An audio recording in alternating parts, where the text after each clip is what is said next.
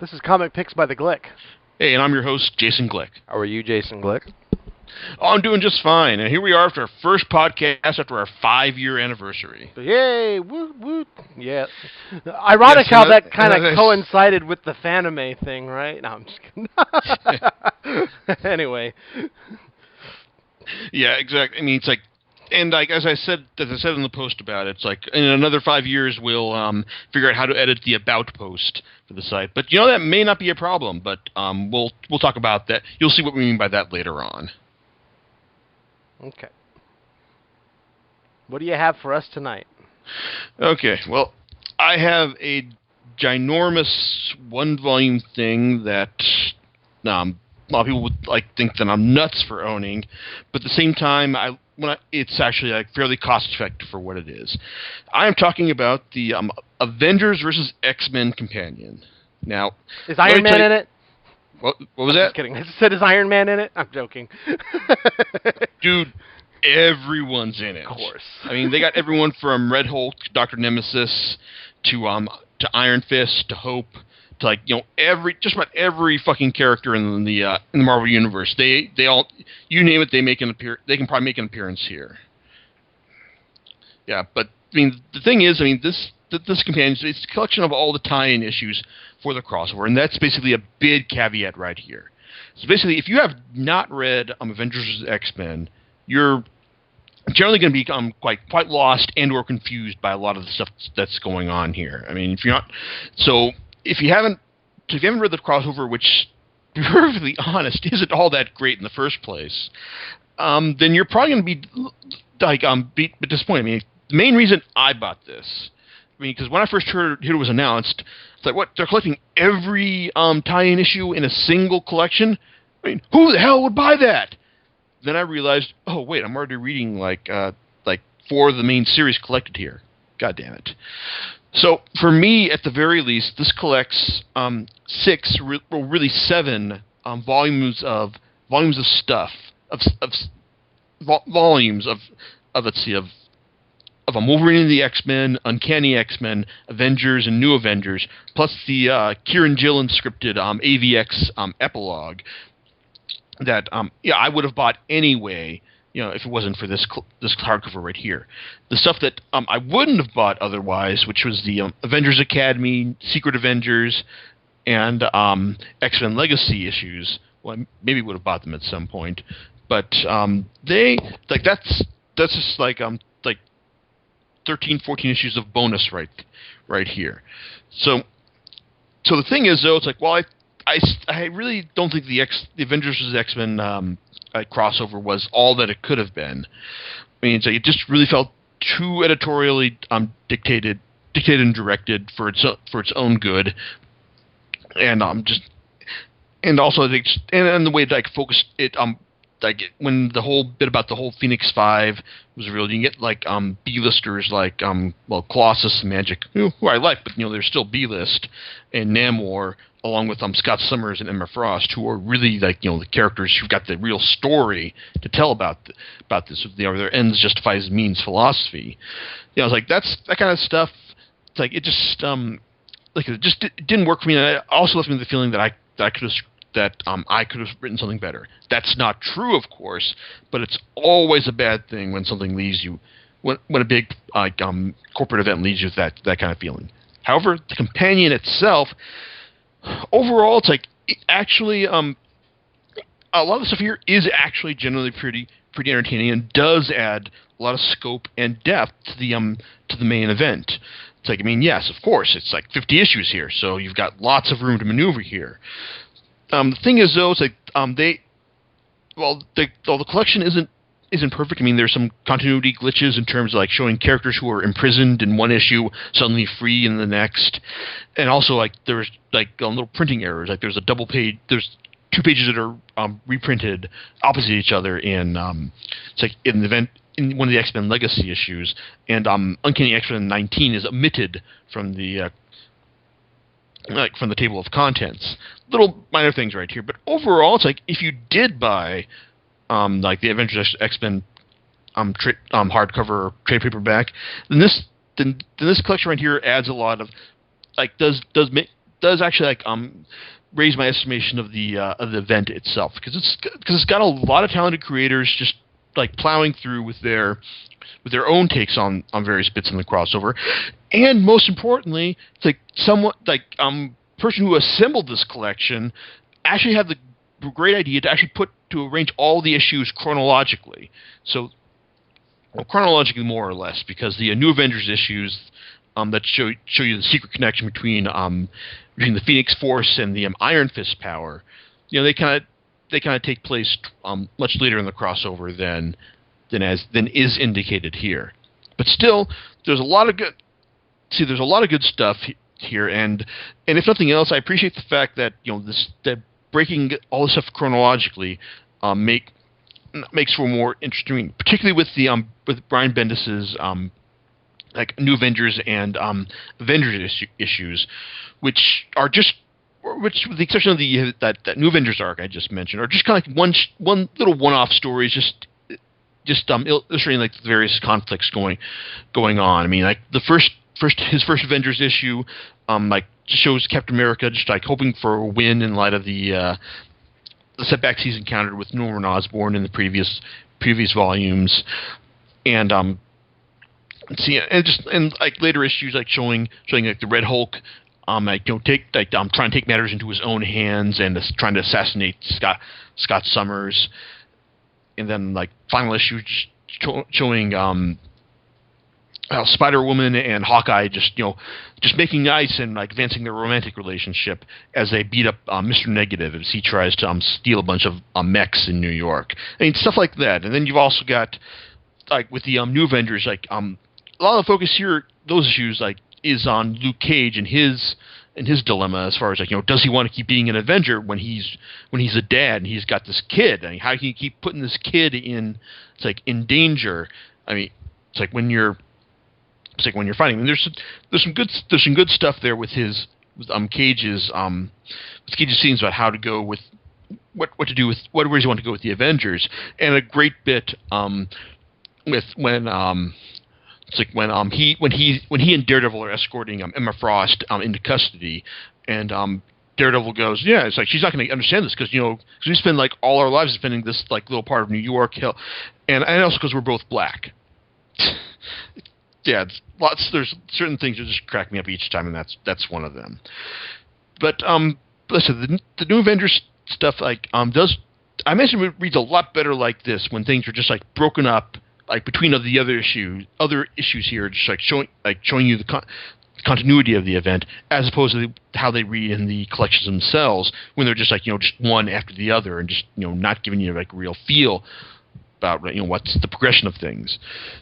Then you've also got like Wolverine and the X-Men, which is Jason Aaron's great scripted series, great, and it shows you that, and on some level it's like he gets some good material from the like from the various conflicts. I mean, it's very much he kind of like really plows through this whole like this is like the story of the Jean Grey school, and Wolverine's trying to run things in the midst of all this chaos. And he also has to deal with stuff like, with Scott and his and refugees from the Extinction Team showing up at the very beginning, saying, "Hey, we're looking for asylum, and you got to help us out." Like fun things like that. Other things like Rachel Summers facing a dilemma about being forced to hunt mutants again.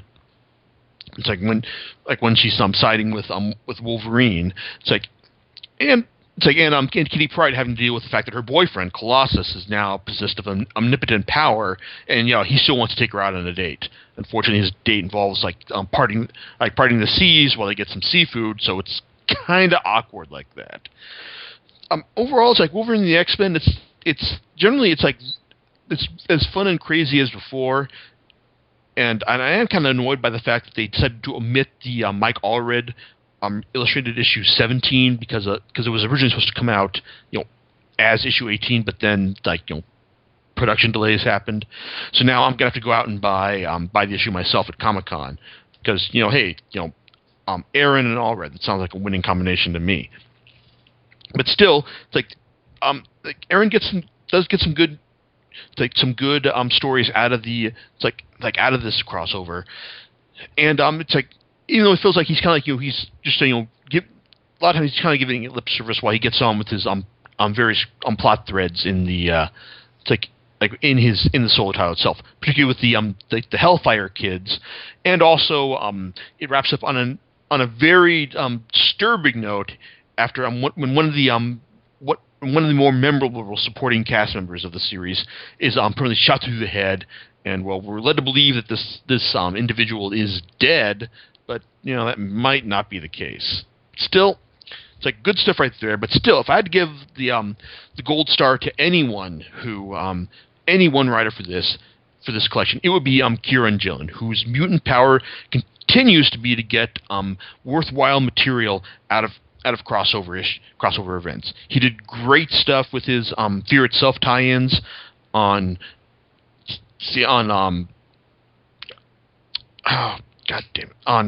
Uncanny X-Men, and god damn it, what was that series he did with Kid Loki? God damn it. Oh well, it'll come back to me. I can't believe I'm forgetting this right now. But anyway,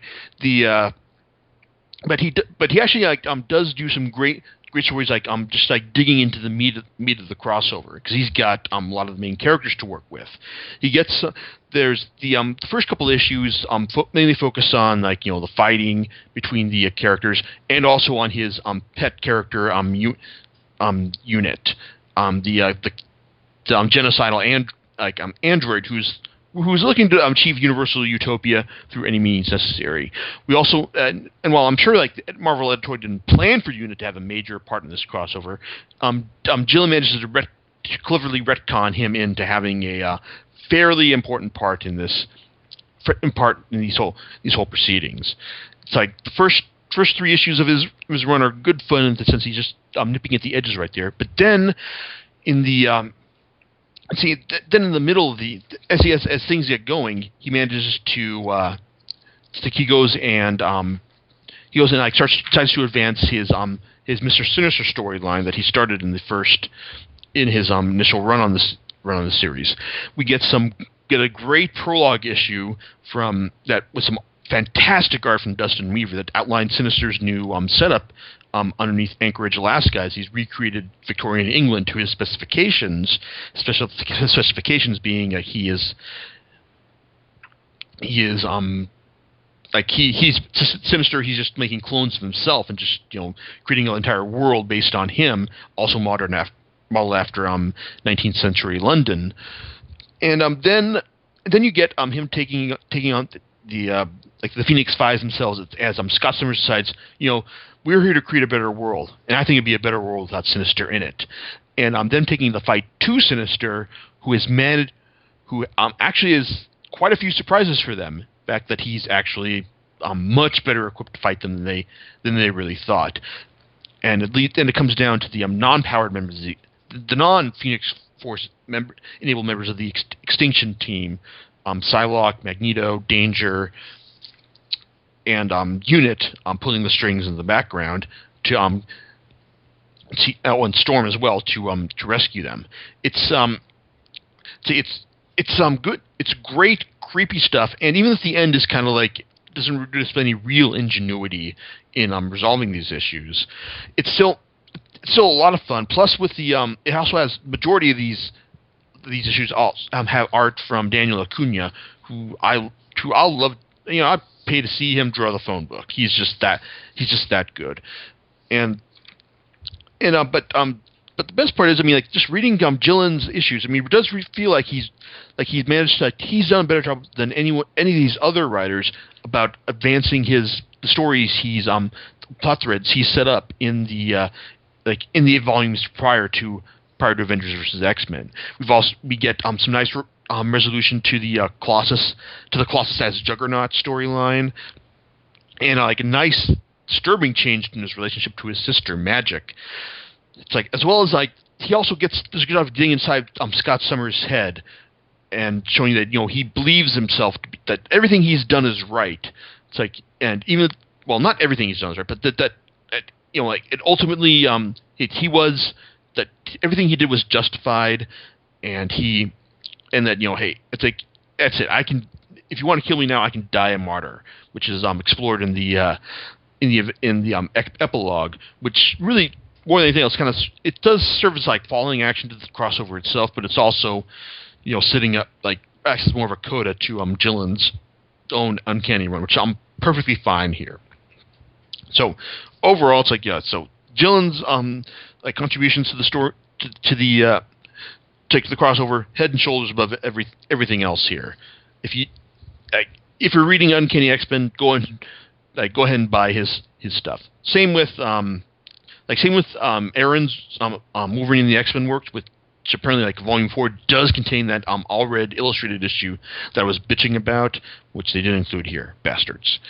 Anyway, the stuff that I wasn't planning on reading, Avengers Academy, Secret Avengers, and X-Men Legacy. Well, that's all. That's just kind of like bonus right there.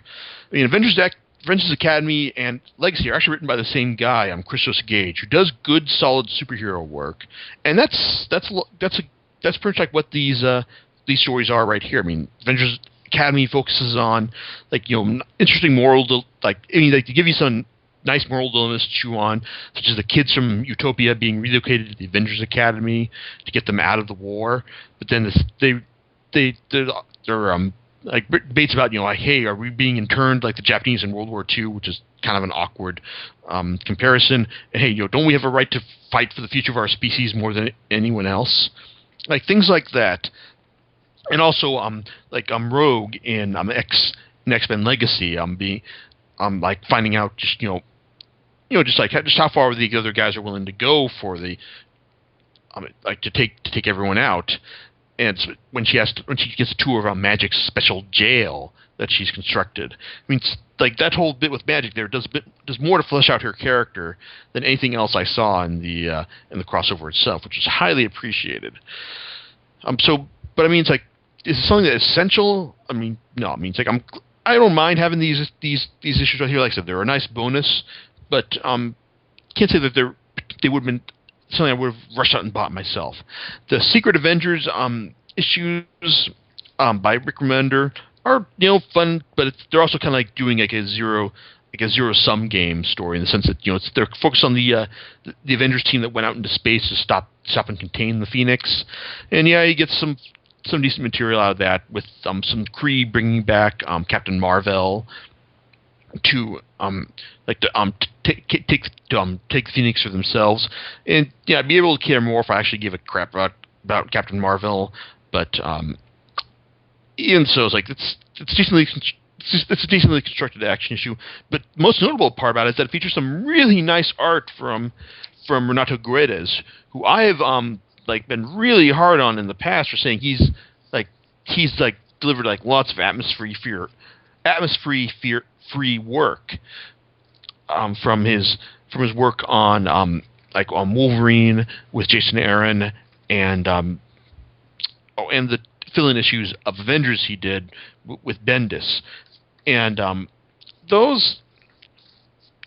this right here, it's like this is like a real step above a real cut above those issues, and says he got this old school I don't want to say this old school ultra detailed style. It's like, and also he's selling he's trying to channel 19th century woodblock prints right here, and it works. It's a really nice effect for what is essentially like a space opera type story. I mean, yes, he apparently did not get the memo that Beast is more feline in appearance. So, but other than that, I mean, it's a welcome surprise from what I usually expect to see from him right there. I mean, overall, the art in this volume is like a huge, enormous grab bag. I mean, yes, I like Guedes' work. I like Acuña's work. I like the single issue Dustin Weaver did. And Chris Bacalo and Nick Bradshaw turn in typically strong work. Other guys, like Rafa Sandoval, Tom Grummett, David Baldeon, do good, solid, conventional superhero work. And I don't think there's really any bad art as far as I'm concerned. Just some of the stuff does trend more towards competent superhero style than anything else. But overall, what I want to say here is that, it's like, hey, like Avengers vs. X-Men. The event itself was kind of a bust, but hey, if you want this, like I said, if you're already reading like a lot of the series here, then yeah, by all means pick this up. If you can do them, like I got this for $60 on Amazon, and what is it retailing for right now? So just give me 1 second here.